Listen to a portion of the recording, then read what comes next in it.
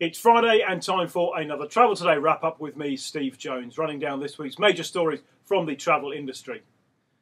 First up, a story which had UK tourism officials choking on their cornflakes when they woke up one morning this week to find that riots that had begun in North London had spread not just to the rest of the capital, but unbelievably, the rest of the country.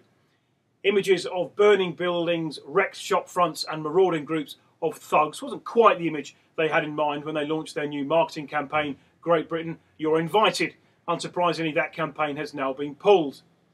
Despite the graphic images of violence and looting, I don't think it'll do tourism to the UK too much damage in the long run. The situation appears to be under control now, so let's hope that remains the case. My favourite quote of the week came apparently from a spokesman for booksellers Waterstones, who vowed to remain open during the Troubles, and he said, "Let's hope these thugs do raid our shops and steal some books. They might actually learn something." Speaking of riots, Tiger Airways has been known to almost cause a few of those in its time among passengers. But this week there was finally some good news for the embattled carrier, which of course has been grounded for the past 6 weeks over safety concerns. On Wednesday, the safety regulator finally lifted the suspension, saying it was satisfied now that Tiger met safety requirements. Flights resumed this morning between Sydney and Melbourne, with other services to be gradually reintroduced. To online travel now, and Webjet issued its 2010-11 financial results yesterday, and it showed a pre-tax profit increase of 8% to almost $16 million. Now, the focus over the next 12 months will be building up its hotel inventory from 69,000 hotels to approximately 100,000 hotels by January. The online retailer will also focus on international expansion, particularly in North America and Asia. It had announced plans to expand into Europe, but those are on hold for the time being because of the precarious economic climate in Europe.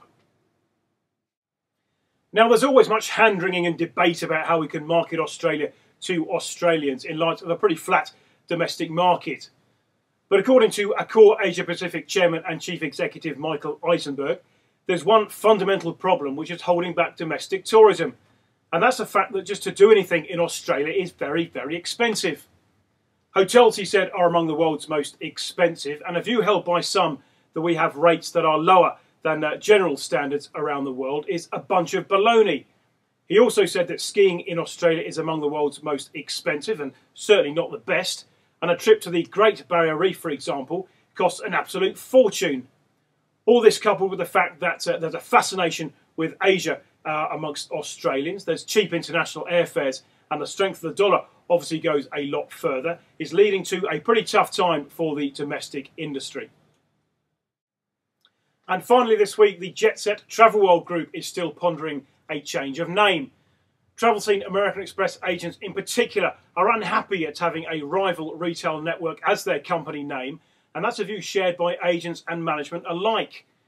Now, Jackie Timmins, the Travel Scene General Manager, admitted that it's on the wish list to get that name changed, but she also downplayed any unrest amongst members.